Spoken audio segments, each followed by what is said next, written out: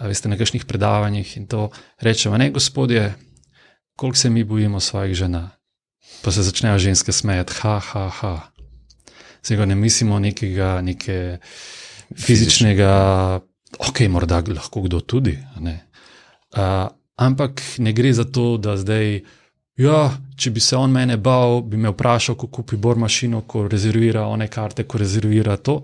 Ok, v redu, tudi tega se ne bojim. Prav tisto moški strah, ki morda ne zgleda kot strah, ženske kritike, ženskega neodobravanja, ženskega zavijanja z očmi, v smislu, vseeno, ne,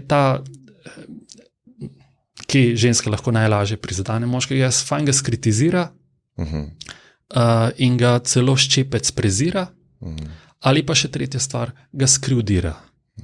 In se kako komunicirati v zakonskem odnosu, da mi morda